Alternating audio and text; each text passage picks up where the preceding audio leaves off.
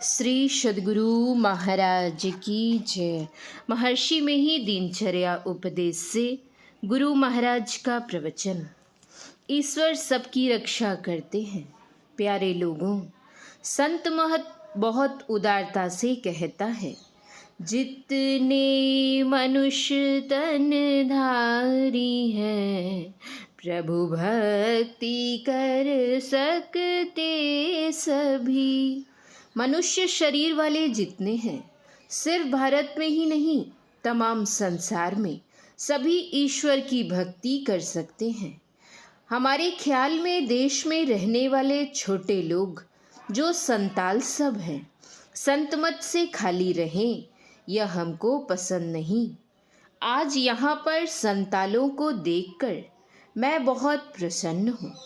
कुछ लोगों ने भजन भेद भी ले लिया है और जो लेना चाहें उन्हें दे दिया जाएगा। एक बार मैं पटना में था। एक पुरुष और एक स्त्री ने, जो नॉर्वे के थे, मुझसे कहा, कुछ हमको बताइए। मैंने पूछा, आप किसी धर्म को मानते हैं? उन्होंने कहा, हमें किसी धर्म में विश्वास नहीं है। मैंने पूछा, अगर विश्वास हो जाए तब?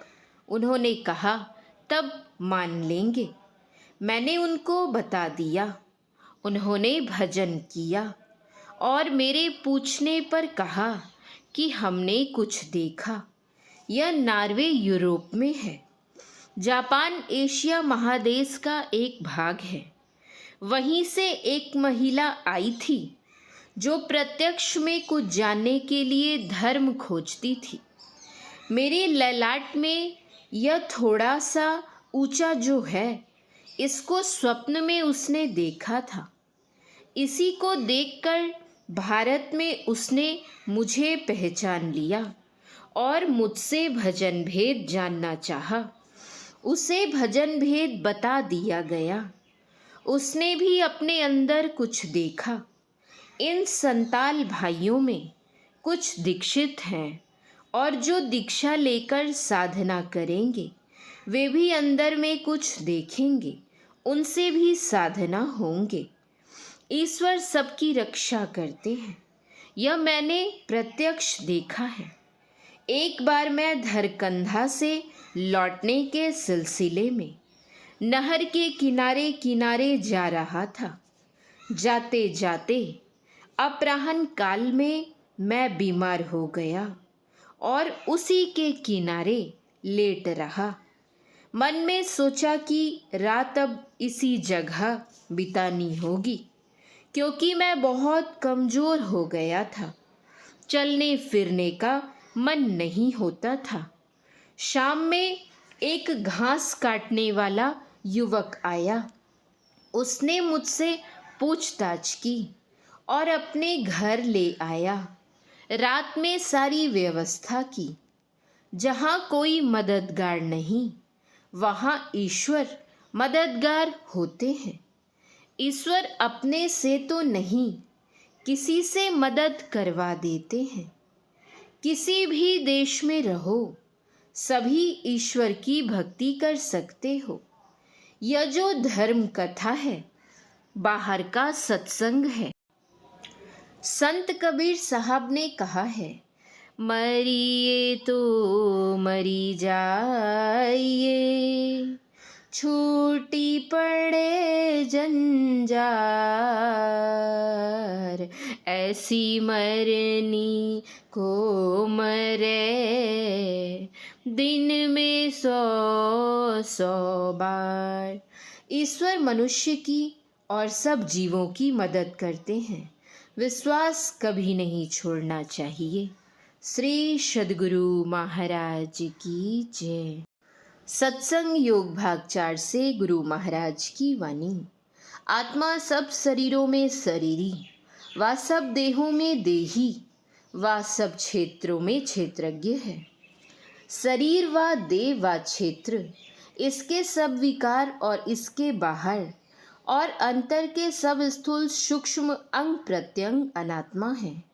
परा प्रकृति अपरा प्रकृति और इनसे बने हुए सब नाम रूप पिंड, ब्रह्मांड, स्थूल सूक्ष्म कारण, महाकारण और कैवल्य, जड़ रहित चेतन व निर्मल चेतन, सब के सब अनात्मा हैं।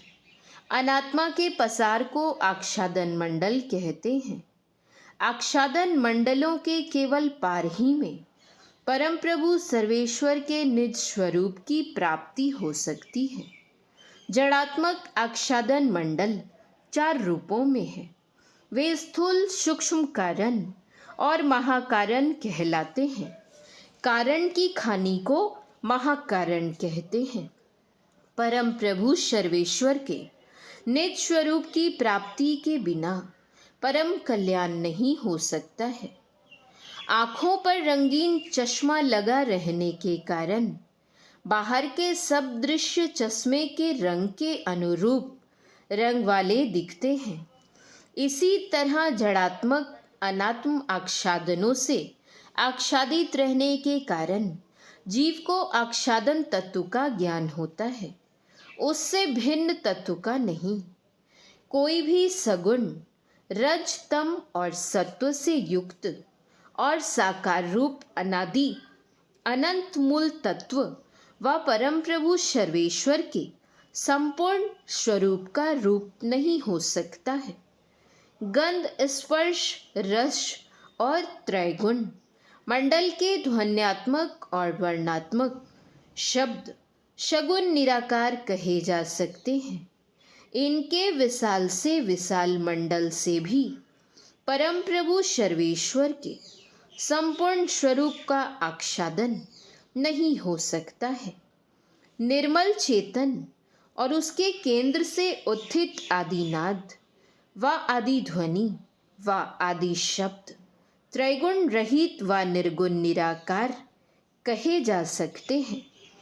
इनसे अर्थात निर्गुण से भी परम प्रभु सर्वेश्वर पूर्ण रूप से आच्छादित होने योग्य नहीं है, क्योंकि अनंत को अपने घेरे के अंदर ला सके ऐसी किसी चीज को मानना बुद्धि विपरीत और अयुक्त है।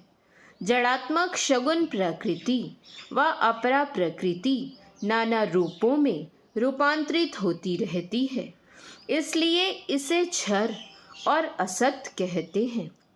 चेतनात्मक निर्गुण प्रकृति व परा प्रकृति रूपांतरित नहीं होती है, इसीलिए इसको अक्षर और सत कहते हैं। परम प्रभु सर्वेश्वर सत और असत तथा क्षर और अक्षर से परे हैं। श्री सद्गुरु महाराज की जय। श्री सद्गुरु महाराज की जय। श्री सद्गुरु महाराज की जय। जय गुरु महाराज। जय गुरु।